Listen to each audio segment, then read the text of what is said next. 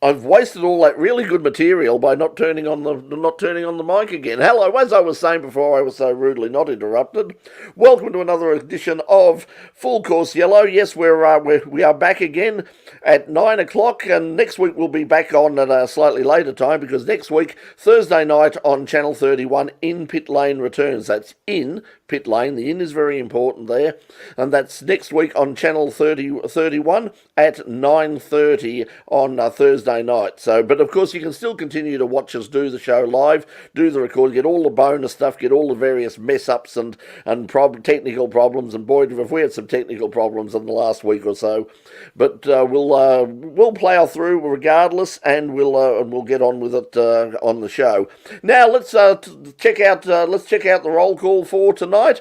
We've got Chris Ritchie, we've got Dave Stillwell, and we've got Peter Johnson. G'day, guys. How are we all? Very well, thank you. This is good. We'll bring up the roll call in a second for all the regular viewers. But right now, let's start off. And before we do that, let's start off. We're hoping to have Lachlan Mansell on.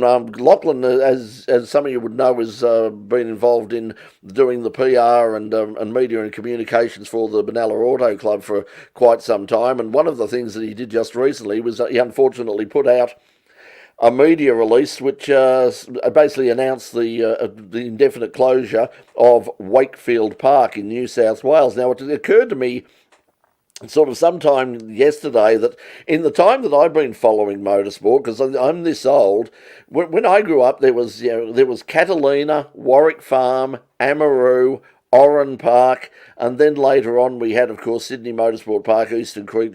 Now there's only Sydney Motorsport Park left. Wakefield Park, for the moment, is gone. It's an interesting thing. There's a lot of confusion. That's why I was hoping to get Lockie on, because there's confusion about exactly what's happening. A lot of people are saying that it was like a whole bunch of people have moved into the area and complained about the noise.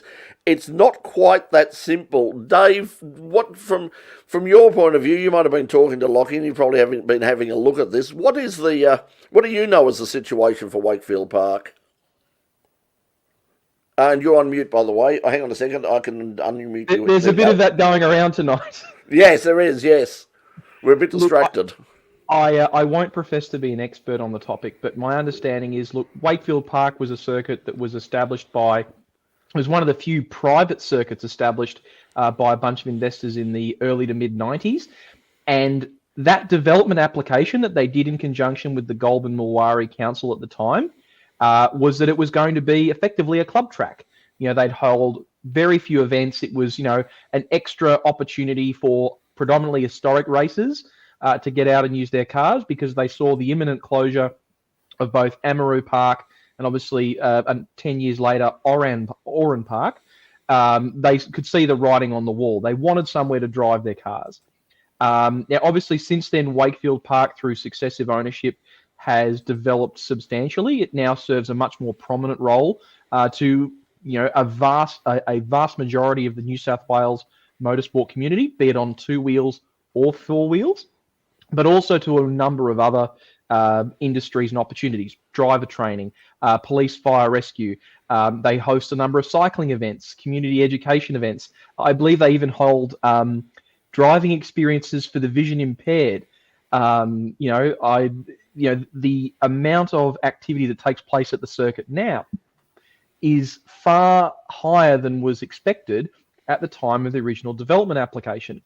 Now, a couple of years ago, before COVID-19, if we can remember that far back, the Benalla Auto Club, who purchased the venue some years ago, undertook a financial review of the circuit's contribution to the local community, and it was found that for the small amount of money that it costs to operate the circuit, by comparison to other businesses, the economic impact into the local community was substantial. And then on that basis, they proceeded to look at, what's the future for Wakefield Park?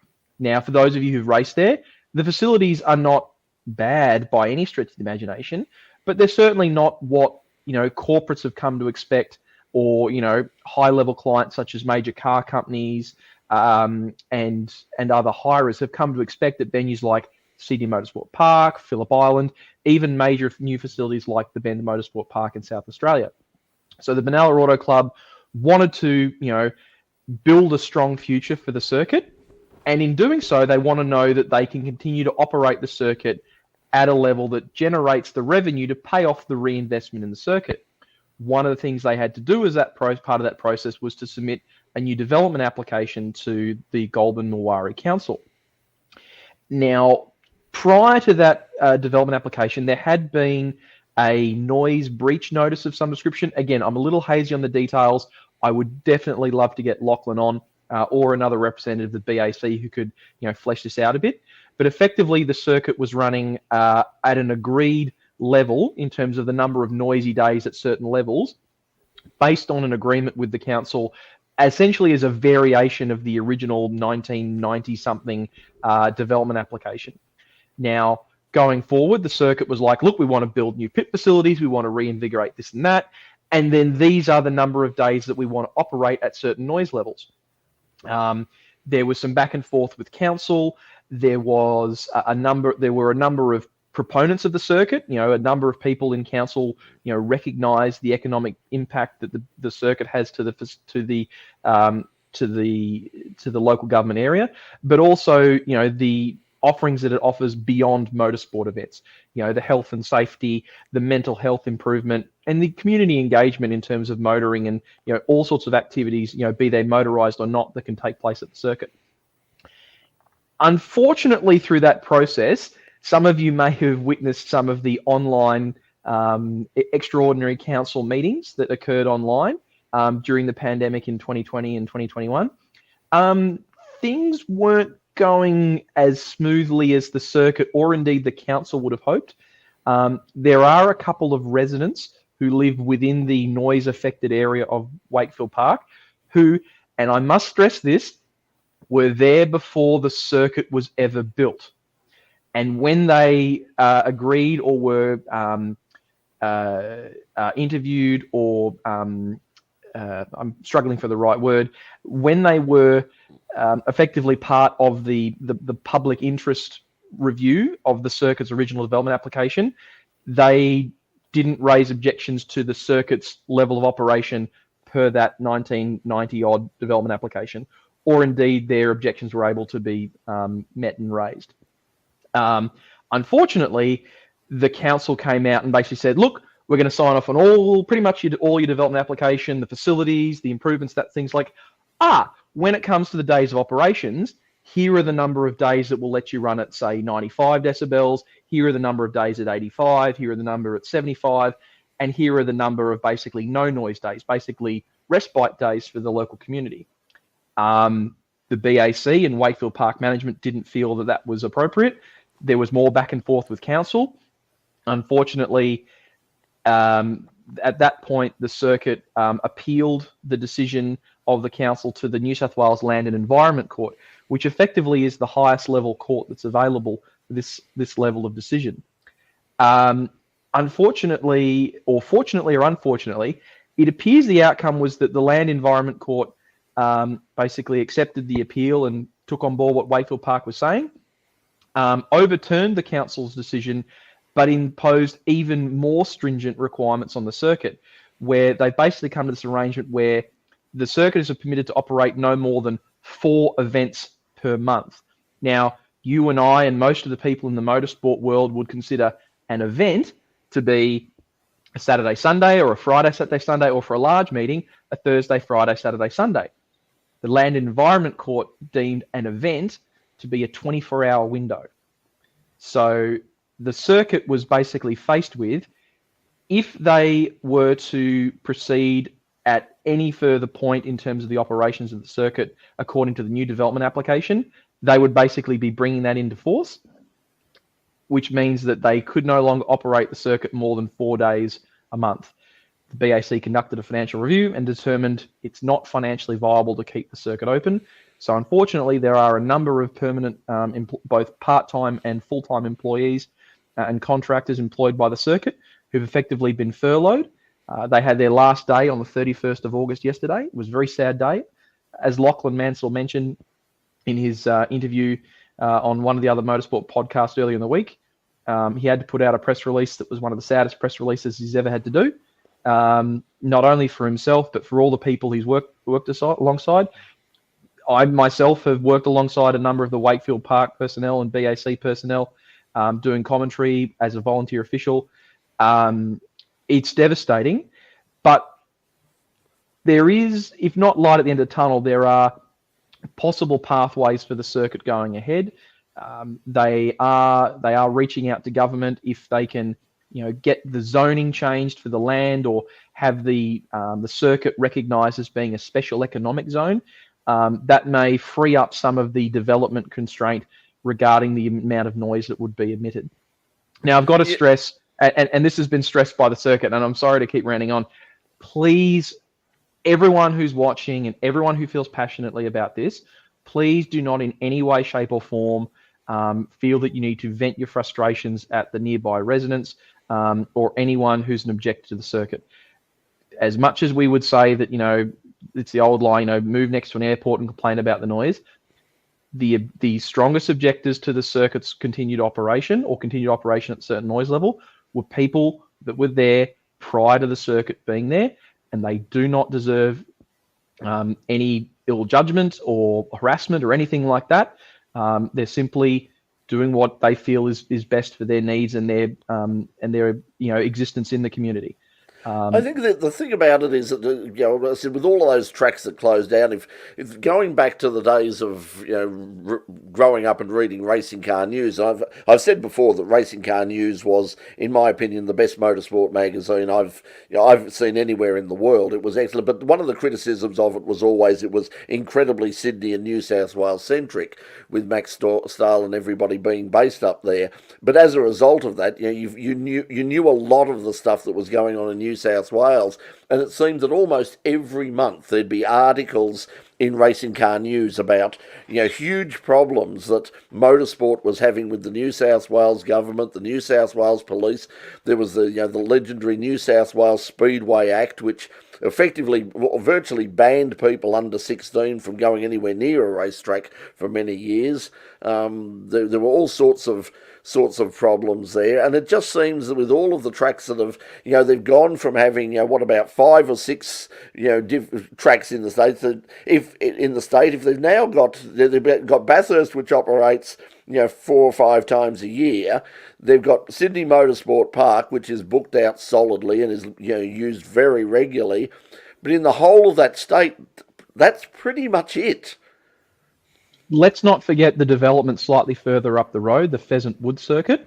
Of course, that's not to the same scale as Wakefield Park and not intending to be. But there you have a very wealthy entrepreneur that's made the decision that he wants to invest in that level of circuit. But what he's also done is he's built himself a land buffer around the circuit in terms of the adjacent properties.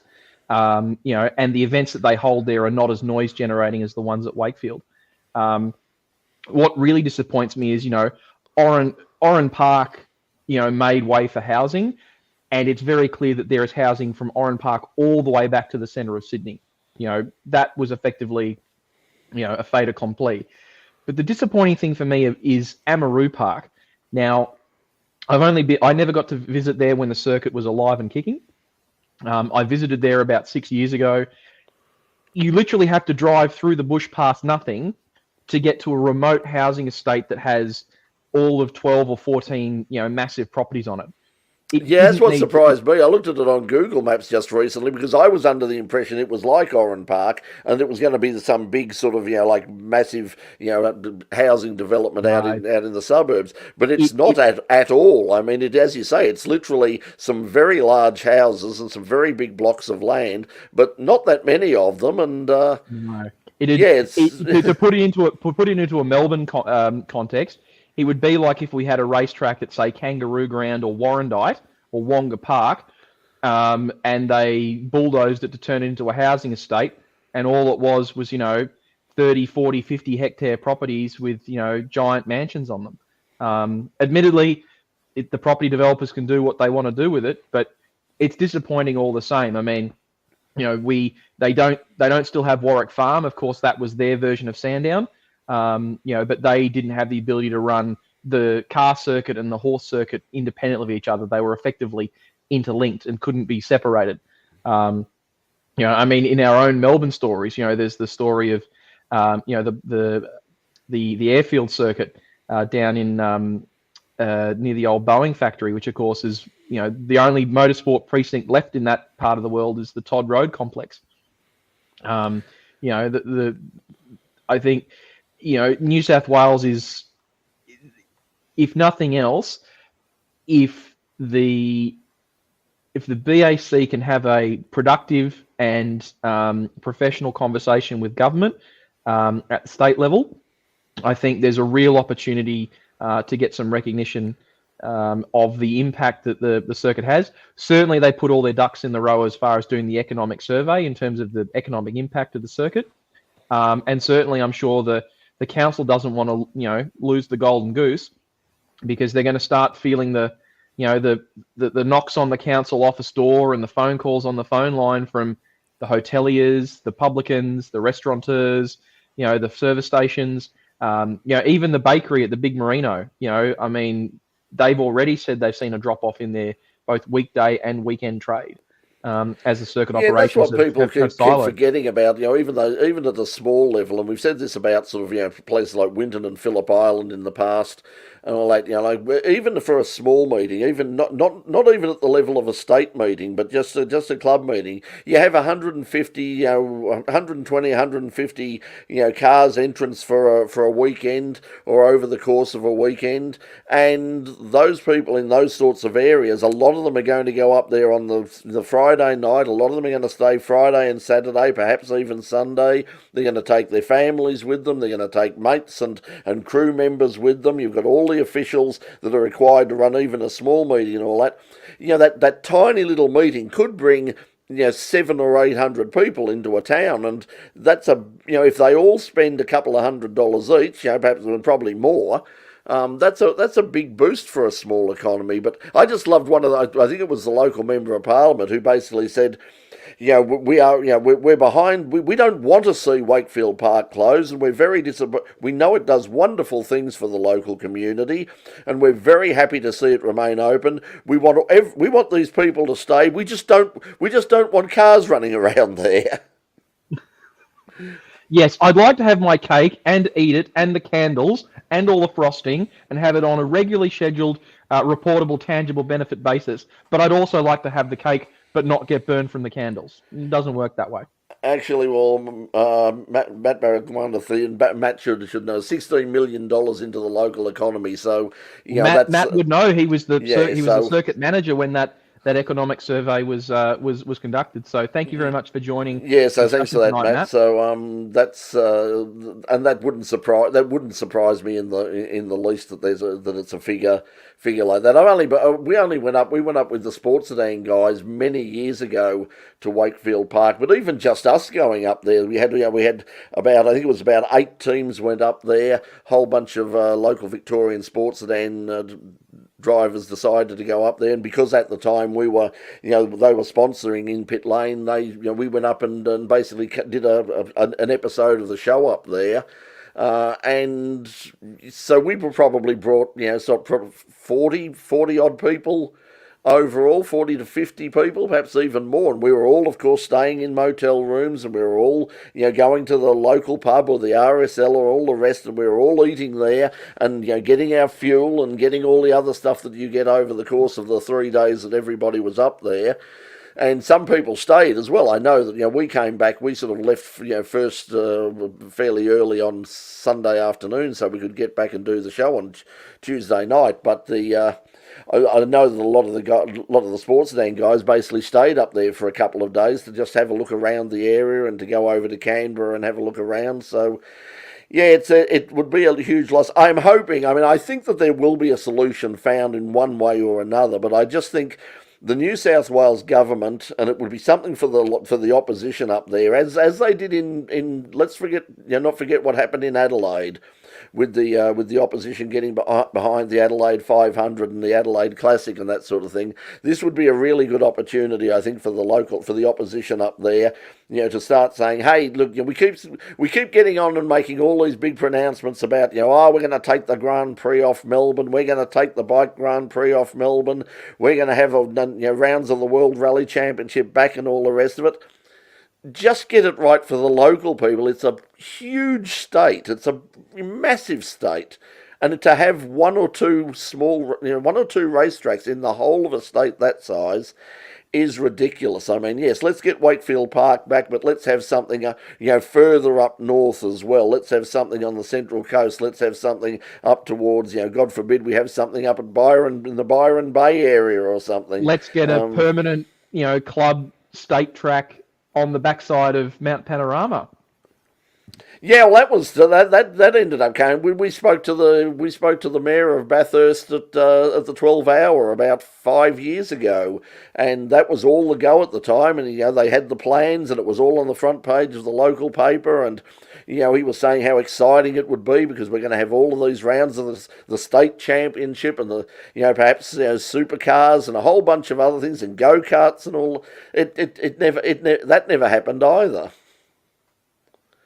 So, but anyway, let's Yeah, as I Yeah. Yeah, I mean, this is the problem. Unless it's got to come from a government level, and that's the thing. They've got to They can't just There's no appeal process apparently at the court level, so it really does take an act of parliament or some sort of parliamentary edict to say that we've got to. One, we've got to make sure that the development can go ahead and be be suitable for the environment. You don't want I'm sure even well, probably not us, but I mean I imagine there'd be a few people out there who are motorsport fans who'd say, hey, look, we do need some days, we do need a few quiet days here and there, and that's okay. But I mean at the same time, it has to be viable for the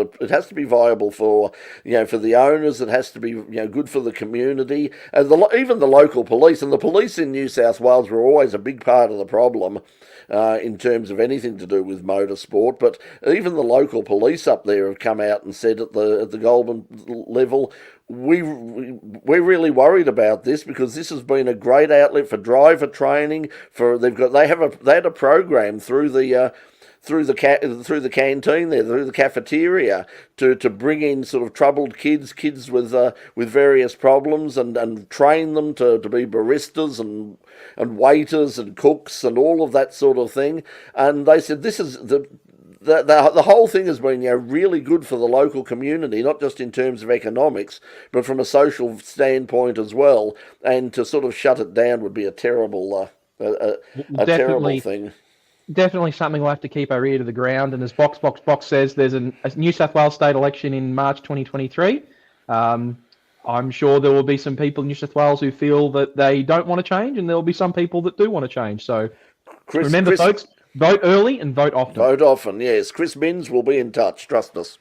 Yeah, so yes, we'll have words. We'll see what we can do. But yes, it would be good. Okay, let's move on. So that's sort of the local scene, but it is important up there because if this sort of thing grows, every time a track closes down. I mean, since I've been, as I said, following motorsport here in Victoria, we lost Hume Weir.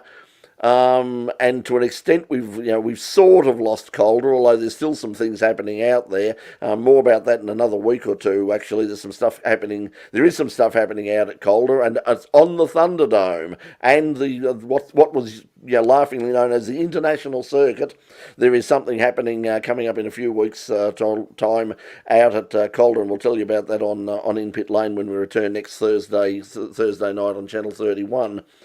But anyway, there you go. And once again, Matt's saying the Police Academy and Canberra use it for driver and rider training. So, but as you say, if it doesn't change things, that's all it'll be for. It'll just be basically a driver training centre and people doing road safety things and road vehicle testing and testing electric cars and all the rest of it. It won't be a racetrack. We want it to be a racetrack. That's what it's there for. It's a racetrack. Unfortunately for Wakefield, the switch to electric cars can't come soon enough. Yeah, well, I'd like to. be interesting out there. I was actually looking at some stuff today. I was talking to somebody about the possibility of trying to getting hold of an electric car to go up to either the 12-hour or the Bathurst International or something. And I was looking around. This is one of the problems. There's nothing wrong with the technology for electric cars. It's the infrastructure. And if you have a look at right now, the infrastructure in Bathurst is, I think there's in the whole of Bathurst there's about 5 recharging stations. 3 of them are dedicated to Teslas, and there's only 2 of them. And apparently, someone said that one of them never ever works. So what are you going to do? But anyway, let's talk a bit about the Formula One situation. And we went to air on Tuesday night. We went in and did basically a dress rehearsal for this season of In Pit Lane, which was on our lives on our YouTube channel. And we were waiting with bated breath for the announcement of the contract resolution committee at the FIA to make their announcement regarding Oscar Piastri's contract with Alpine. Everyone said it's going to be made tonight. It'll come in sometime Australian time, Tuesday night. The FIA, and since then it's gone dead quiet. Pete, I mean, what on earth has there been anything at all that you've seen? It just seems to have gone totally dead. As is Pete. I think Pete's frozen. No, Pete, you're muted as well. We are having one of those nights. Hang on a sec. There we go. We got you now. I've seen various opinion pieces about why Renault should have Daniel Ricciardo or why McLaren should have Oscar Piastri, but I haven't seen anything concrete about any contracts or anything. It's been very interesting that, and what's throwing a spanner into the works now is that Red Bull are apparently openly talking about the fact that they might be prepared to let Pierre Gasly go if Alpine want him. They might be prepared to let him go from AlphaTauri. And I could see that Renault as a company would be very, very keen to have an all-French lineup. They do seem to want an experienced driver to sit alongside Esteban Ocon, and I'm not sure that Ocon's tenure there is going to be. I know he recently signed an extension on his contract, but I think they might be sort of looking at that now and scratching their head and going, "Oh, was that such a good idea?" I mean, he's a young guy. He's a young guy with a bit of talent, but the fact is he's been consistently beaten. I mean, if Lando is constantly beating Daniel at McLaren, then Fernando is constantly beating Ocon at Alpine. So yeah, that's why I think they obviously want an experienced hand in. So it'll be interesting. It'll be interesting to see that. It seems that there are a lot of people at the old Renault, the old Renault team and all that, who worked with Daniel, who said that we'd be more than happy to have him back. Yeah, yeah, it is obviously a bit of a challenging situation. If but now obviously there's been a change of leadership at the Alpine F1 team. Otmar Safnauer is in the chair. Cyril Abiteboul, the man who ended up getting a tattoo that he didn't really want as a result of Danny Rick's podium in the 2020 season. So he actually, his old team manager that he didn't race for anymore ended up getting a tattoo. I think they got the tattoo, in Texas. I'm trying to remember my Drive to Survive season 2021 memory. Yeah. But, now we know that we can be pretty confident that Piastri goes to McLaren, and Danny Ricciardo moves out. So that brings down, I think, to about 24 the number of drivers that are driving for McLaren in 2023, based on the current projections. Obviously, now Red Bull are starting to talk up Colton Herta, which is really interesting, and that's one thing that, as you'll see on the bottom of on the ticker going there, apparently the FIA are going to sort of re-examine the situation for Colton Herta in regard to the super license, because apparently he's I think it's only about 3 points or something short.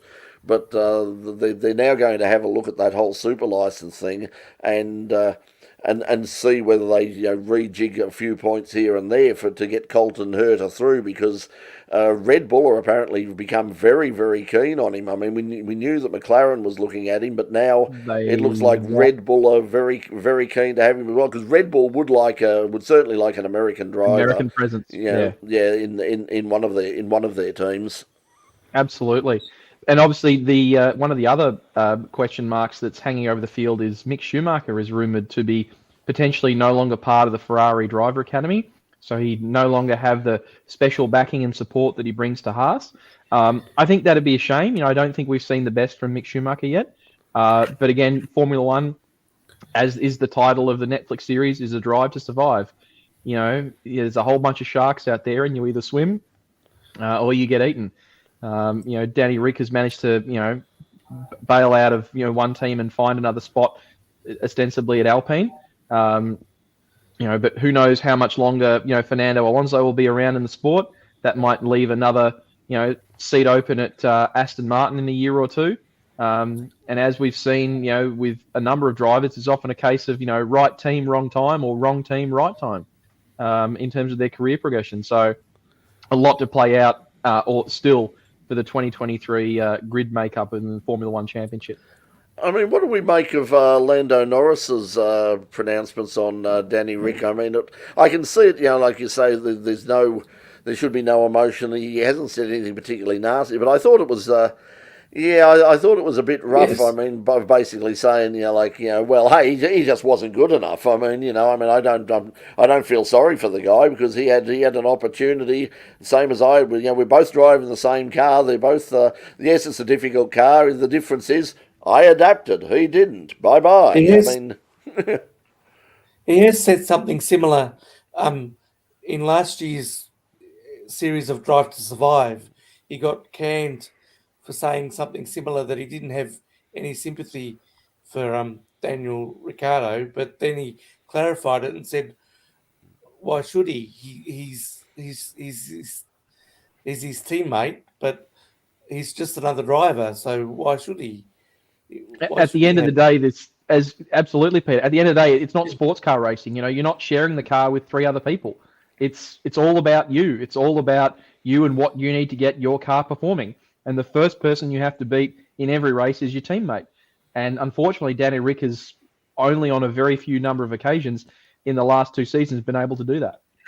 And the thing is, for whatever sort of reason it is, I mean, if you look at the other situation at Spartan, Danny started in seventh position, so he was in a pretty good, but he just went backwards, and that seems to have happened a lot, where he seems to be competitive for a while, he's up in the top 10, and then you sort of walk away and have a cup of tea or something, and wander back, and you look down, and suddenly he's down in 11th, and then he's down in 13th, and it's something goes wrong about mid-race. And then the whole pit strategy and all that, whether it's they're playing his strategy out wrong or something. Pete, you obviously think it's a strategy. I wondered about that, because for a while he was right behind Lando, and I wonder if they deliberately pitted him to make it so that Lando would have the undercut, or whatever you call it, where he goes.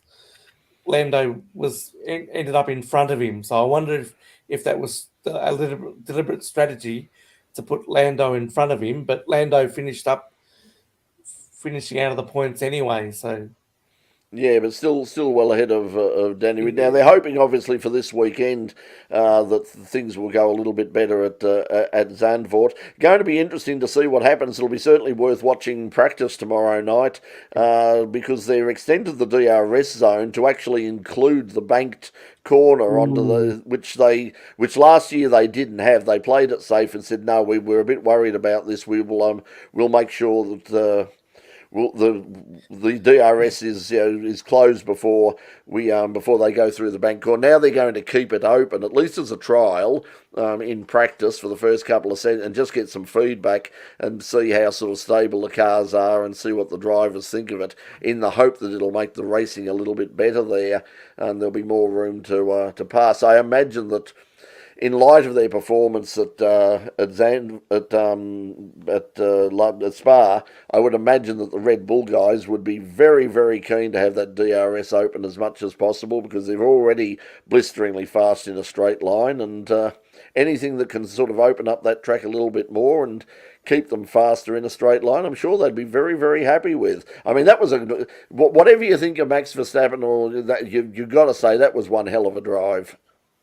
Absolutely. Yes. But if you remember back to the Australian Grand Prix, they tried a similar thing with setting up the DRS zones on the backside of the circuit, and of course they made the decision after Friday practice to remove one of the DRS zones. But I think I heard somebody, initials FA, had something to do with getting that removed.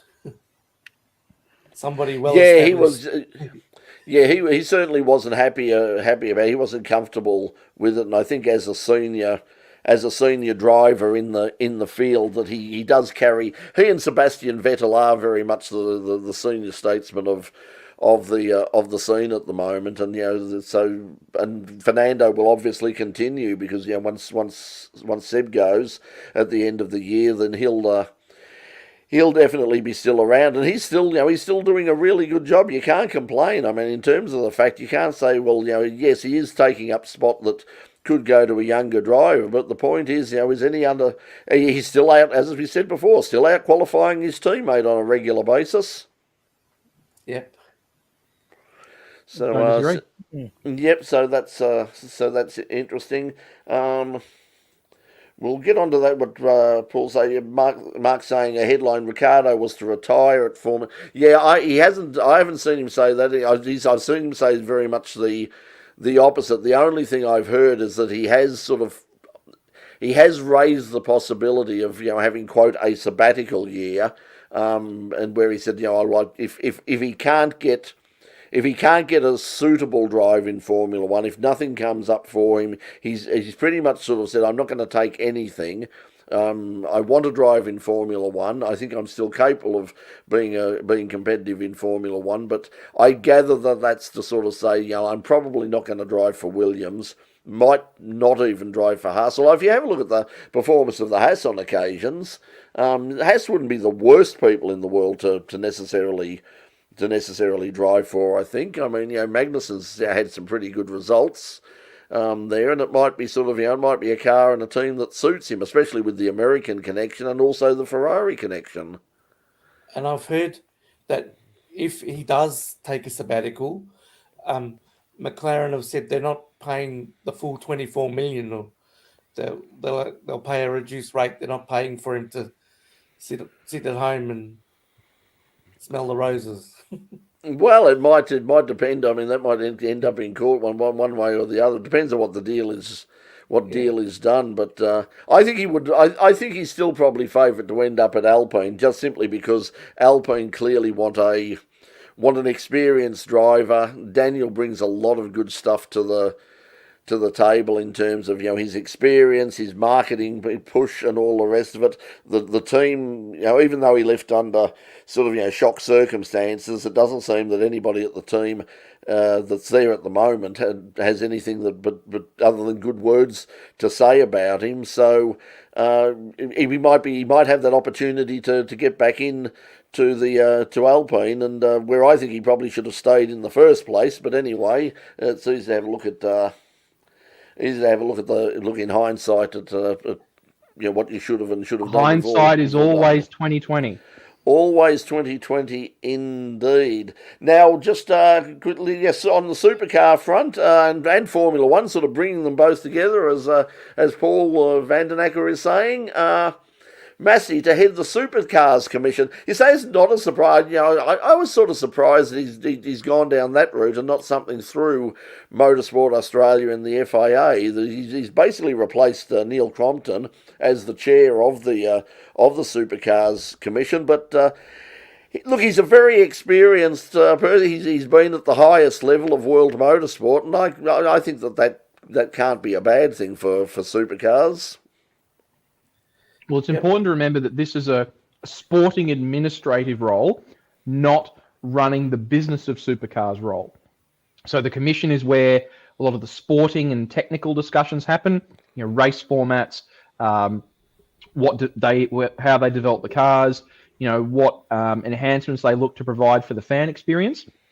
It's not about what's the revenue stream, what's this, that, and the other thing, where are the sponsors coming from. It doesn't fall into that category. Michael, for those who don't know, is a massively experienced sporting administrator, an incredibly hard worker. I've had the fortune to work alongside him a couple of times when he was the deputy race director for Supercars and the race director for Super 2. And he always conducted himself very professionally, knew the rule book back to front. And this goes right back to his early teenage years when he was heavily involved with the Super Touring Championship, Super Touring Series as well.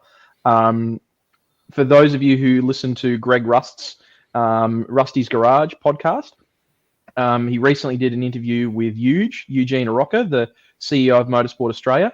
And there's a good 10, 15 minutes in that podcast that Eugene devotes to, addressing the manner in which, Michael exited the role as the race director for Formula One. There's a very large portion of the motorsport community, both here in Australia and overseas, that feels that Michael was not, given his chance to give his two penneth worth about, why he made the decisions that he did in that space and time. And I think there's an enormous amount of goodwill to getting him back into the sport in Australia. And I think any organisation, be it Motorsport Australia, Supercars, or anything like that, would be, immensely improved by having someone of Michael's calibre on board. Yeah, I think he's very experienced. He'll have he'll have sucked up all the good parts and all the bad parts of Formula One, the sport at the highest level, and he'll bring a lot of that knowledge, that international knowledge, to Supercars and to the Supercars Commission. The other thing is, despite his background in Supercars all those years ago, he's not really. It was very sort of cliquey in the world of Supercars with Scaife and Crompton and together on the and Brad Jones and all those sort of all together. They're all mates. They're all good friends. I think they have somebody like Mike Massey coming in who's had some time away from that scene and the opportunity to have a look at the big picture around the world. It can only be good for that side of the sport. So so congratulations to Michael. I don't know what his situation is in terms of interview. We'll certainly try and chase him down for an edition of In Pit Lane. Also going to try and get Eugene back in. You mentioned Eugene. We had him on last year during the pandemic and had quite a long chat to him then, but I wouldn't mind. He'd have a lot to talk about and tell you how the organisation's been turning around. Yeah, so and that was the thing that I found at Sandown. I think I didn't get around to it as much as I was going to last week for one reason or another. But the thing of going out to Sandown on that day at the Supercars was very impressive to see, just how much, not so much in terms of crowds. The crowds were okay. They were, but they weren't brilliant. But just in terms of the level of professionalism, the number of cars that were there in every category, right from the Aussie race cars through up to the supercars. Super 2, there was a huge field of Super 2. There was a huge field of Carrera Cup. I was talking to somebody from one of the Carrera Cup teams, and he said, they could have sold as many again if they could have got them. They could have sold as many again. So it's great to see that. That sort of field coming up. We've got, of course, in a couple of weeks' time out at Sandown, we've got the Australian Motorsport Championships, the Shannons out there, and this next week on In Pit Lane, Thursday night at 9:30 on Channel 31, also live on 9 o'clock on Tuesday night when we record it.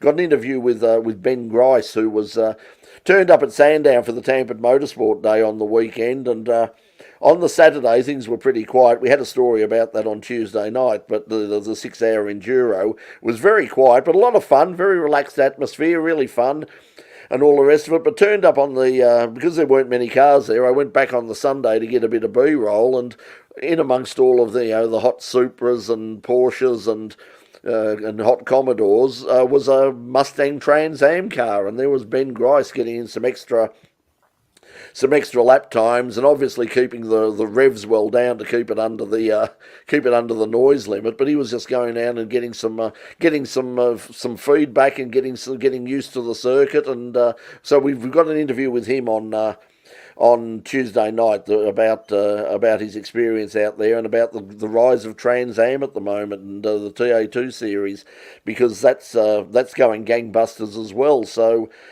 the sport overall has recovered remarkably well considering the economy. Definitely, and of course we've got a week or two after that that Sandown adventure for the ARG Speed Series. We've got the final round of the Vic State Circuit Racing Championships, and I think entries opened at 10 o'clock of an evening. They only had they had less than 10 or 15 garages left within an hour or so, and by 7 a.m. the next morning, I think they'd already had they'd basically filled almost all the pit lane garages. So it's an indicator that there's people out there and they want to play. Not as many people are traveling overseas as much. They're keeping their focus local. And of course that's AFL Grand Final weekend. But hey, it means you don't have to take a day off work for the Friday practice. Yes. Well, that's.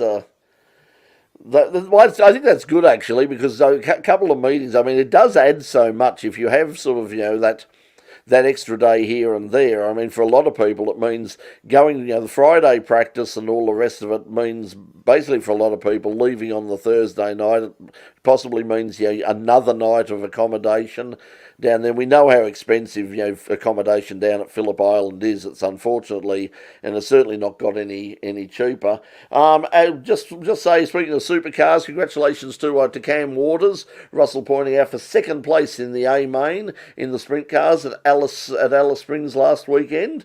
Good to see him doing well. We know that Cam really likes his sprint car racing, and it's good to see him sort of doing well there. And as you say, a great warm up for the upcoming Speedway season. Hopefully, we can cover a bit more Speedway if we get the opportunity over the next few months.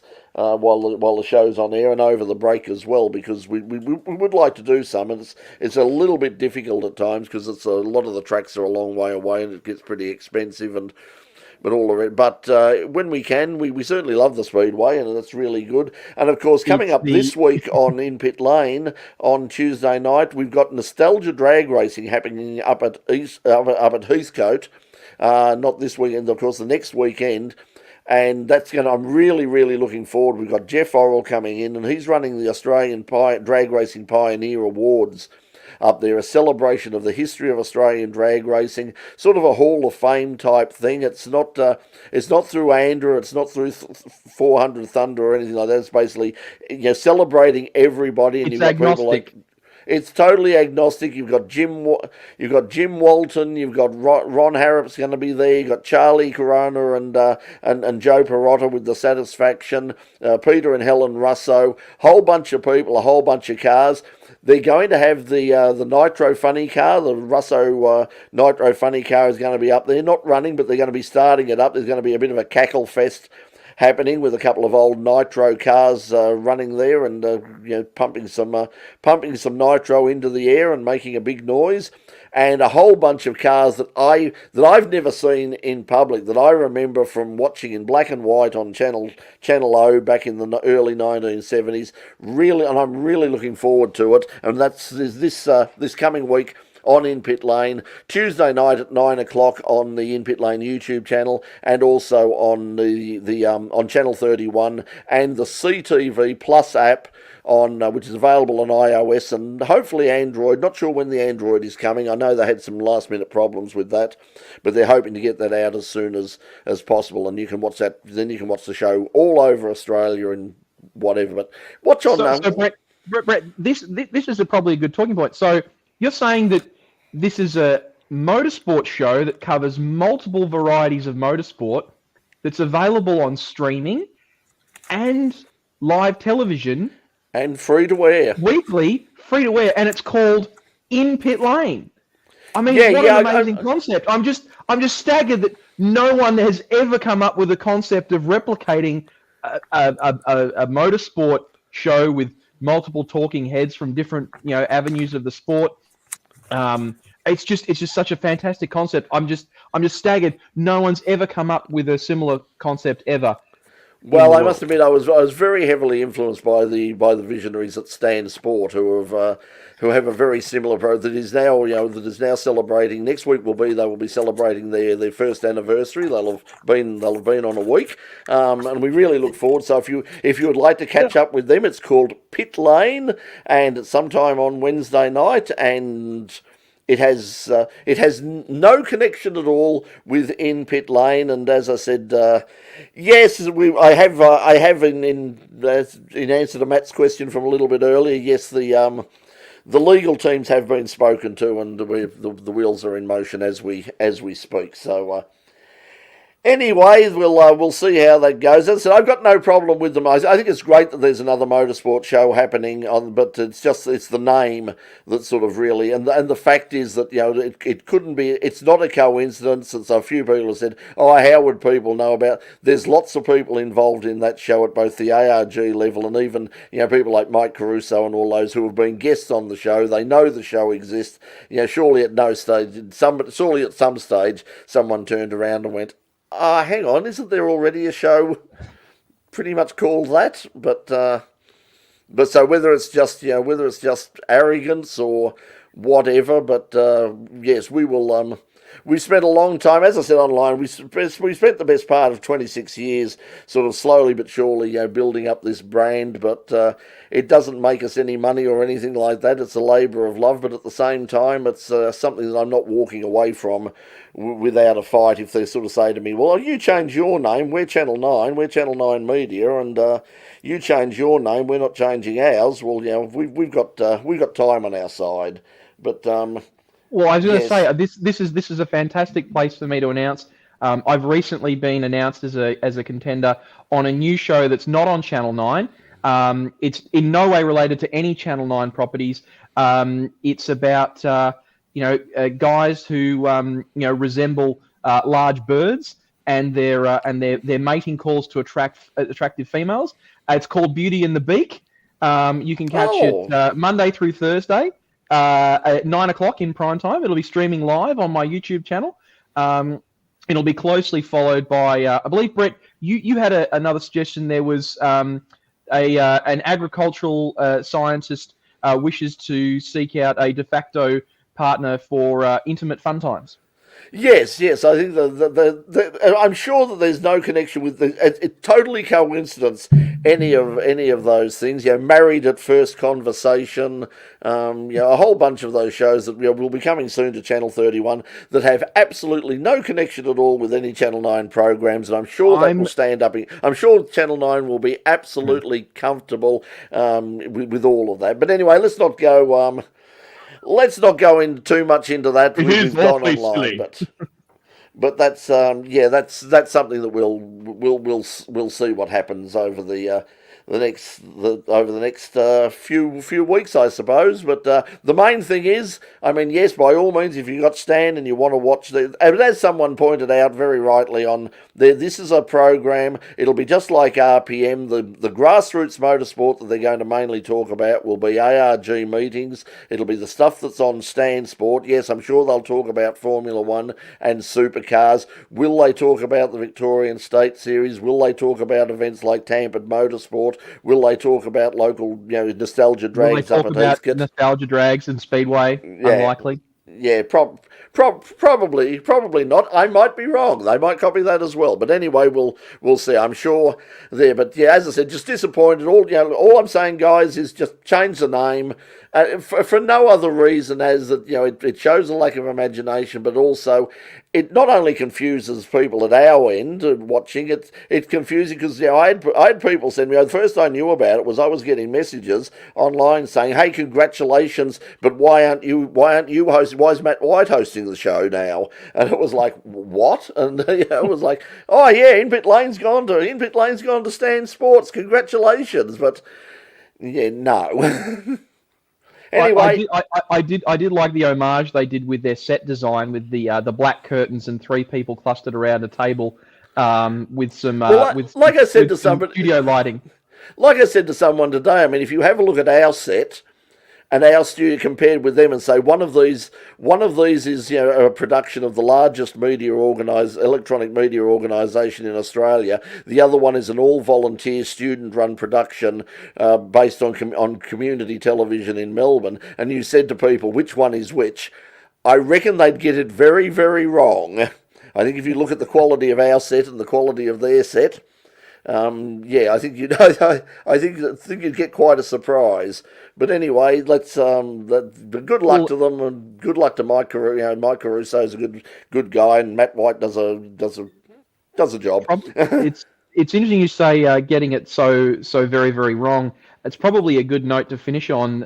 As Brett Sell says, it's just the vibe. Yeah, it's Marbo, it's the Constitution, it's justice, it's the vibe. It's just a vibe. I rest my case, Your Honour.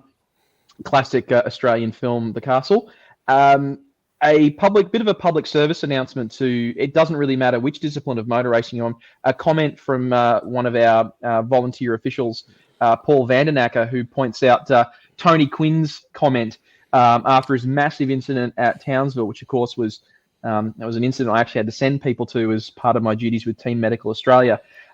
Tony reflected that, I think to paraphrase, he said, I had my shoulder belts done up old man tight, not proper tight. And unfortunately, that meant that when he decelerated very, very rapidly into the outside wall at turn 10 at Townsville, unfortunately, he suffered fairly large injuries. He's now called time on his professional or semi-professional motorsport career. I think that's a shame. That's a loss to the sport. But if nothing else, I'm sure Tony will still be able to contribute massively to the sport through his reinvestment in what I'm now colloquially calling Queensland Raceway in Ipswich. Tony, best wishes as part of your full recovery program. But absolutely, PSA to all the racers out there, whether you're a junior starting out in Formula Ford, whether you're a club racer in an improved production car, you're doing sprints, you're doing hill climbs, you're an off-road racer, a rally spectacular, whether you're into drifting, the seatbelts are all you have to hold you in the seat in the event of an accident. If you can still breathe comfortably, they're not done up tight enough. Yeah. Yeah, that's the thing. I mean, as someone with a really, really bad back, and I mean, the couple of times that I've had the opportunity to go around in a race car, and I've said the only way that I'm capable of suffering that at all is to be basically motionless, and that means pulling those straps tight to the point of pain. Yeah, it's like tighten them up. Breathe, tighten them up again, and once you get out and you've relaxed a bit, tighten them up again. Because as you say, the safety, we know that the safety of the cars is at a premium. I mean, you can't complain about anything there. But when you do come to that very sudden stop, if you've got any play in that, I mean, the belts are going to stretch at the best of times. If they're a little bit loose, it's going to be a lot worse. I was surprised that I didn't know the extent. I knew he had quite injuries, but when they listed the injuries, it was far more extensive than I thought. It was obviously a really big whack. But in terms of not driving again, I'm not sure how long that will last. I mean, I've heard this from racing drivers before, of course. I'm not getting back in the car again. The John Farnham line. No, this is definitely absolutely my last time, except for the next one, my last time. I think my father's actually been accused of that once or twice. Perhaps, yes. It's then I noticed that John Bow put his hand up as well and said, hey, Quinny, you don't need to give it up completely. Now let's have a chat. I'm sure there's some historic stuff that you might be interested in that we could perhaps play around with together. Have you ever thought of doing historic Spa or perhaps the Le Mans Classic or something? It wouldn't surprise me. John Bow never shy of an opportunity to find another opportunity. Yes, that's for sure. And John loves his racing, and of course he'll be in action at Sandown in the Touring Car Masters. Well, that's a big weekend. Unfortunately, won't be there because we'll be down in Tasmania, of course, for the Baskerville Historic, and that's looking like I had an update from the organisers of Baskerville Historic a little bit earlier in the week, and they've got over 200 cars now, which is a huge effort for down in Tasmania. There's quite a few local cars lot of local cars from the mainland going over, and what excites me is seeing all those cars, that live in Tasmania that we normally don't see over here. So that's going to be really great. So that's where we'll be, and we'll be doing a special edition of In Pit Lane, a special show from the Baskerville Historics, and that'll go to where in the Baskerville in pit lane. In the Baskerville in Pit Lane in the first week of November, in Melbourne Cup week. It'll be so the Thursday on Channel 31. It'll be the Thursday after of Melbourne Cup week, Oaks Day. It'll be that'll be the special edition of In Pit Lane on that night. Brought to you by our friend Roy, who's on the forum tonight, Virtual R and Online Invents. So once again, thank you to Roy for making it possible for us to come back, as long as they get everything right at Channel 31. Because as I said, with Rod, I got a last minute message this afternoon from Channel 31 saying, "Hey, where's your show for tonight?" Yeah, we had, as far as the piece of paper that they sent me that has sort of broadcast agreement on it, it says date of first show September the 8th. It is not September the 8th. So, but yes, it was a bit of a last minute panic. So as I said, not sure what they put to air tonight. I mean, doesn't really matter. But now what that means, of course, is next week we're not going to go in opposition to ourselves. What we're going to do is we're going to have Full Course Yellow basically as an after show again. We'll start at the later time of 10 o'clock, and we're going to sort of pull the plug on it really hard at basically 10:30. So otherwise we'll be here until sort of midnight, which some people know, but people like Pete and Dave and Doc and a whole bunch of they actually get up in the morning. Believe it or not, I don't know what that's down. like. Don't keep throwing aspersions of us having gainful employment and real things to do outside of our domiciles. Them's fighting words, Brett. They certainly are. They certainly are for me. I mean, I'm still struggling to come to the idea that the concept that there are in fact 2 6 o'clocks in the space of a day, and that just blows my mind. I mean, I've seen a few of them just recently, and let me tell you, I mean, if you're a morning person, you need some pretty severe psychological help. Let's be sure. Yeah, I think. Roy is saying, I think we have the same sleep schedule because we were sort of, we were to and froing on the chat last night, on the Facebook chat last night, and I was getting towards 2 a.m. and it was like, we're fairly late, but anyway, as Doc isn't here, I better get some two-wheel stuff out. Jack Miller is coming back to the Bend. He's basically his farewell to Ducati, and once again, good on Ducati for getting behind him and making that happen. He's going to be back in the Australian Superbike Championships out at the Bend at the end of the year. It was he finished on the podium last year. They got a big crowd out there. He apparently was great with all the crowd and had an absolute ball. And he said last year, hey, listen, I want to come back and do it again. Well, he is coming back to do it again. So that's fabulous stuff. So good on Jack, good on Ducati for making that possible. And Jack Miller will be out there again. Mark Marquez is now back on a bike, just basically training, not doing anything strenuous, but he is back on a bike again and said that it all feels, it's a slow process, but it all feels pretty good. And of course, I think they're in action again this weekend. It might be at Mazzano from memory.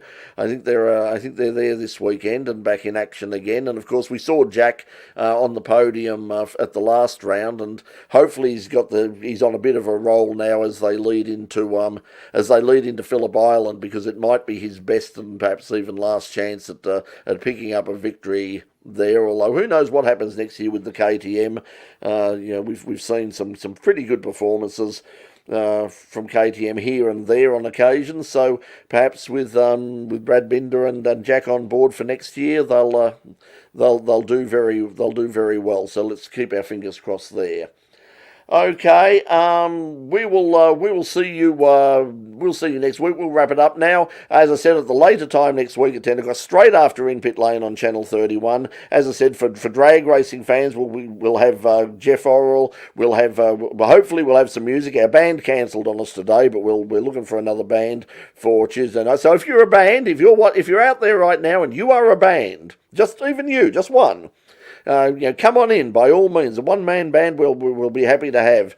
So contact us, and we'll put you in touch with our music director Leanne, and we'll see how we go there. But the plan is to have a band in next Tuesday night for the first edition of In Pit Lane, back on Channel 31 at the new time of Thursday night at 9:30. Brought to you by Online Invent, and as I said, followed by Full Course Yellow here on the In Pit Lane YouTube channel, Facebook page, and now Twitch. I don't know if anybody's watching us on Twitch, but yes, we are now on Twitch, so for what it's worth. So thanks a lot for watching us. We'll see you next week, and until then, remember, support Stan Sport. They need the money. We'll see you next week. From all of us, bye for now. You've got our permission to stay up. Yeah, thank you.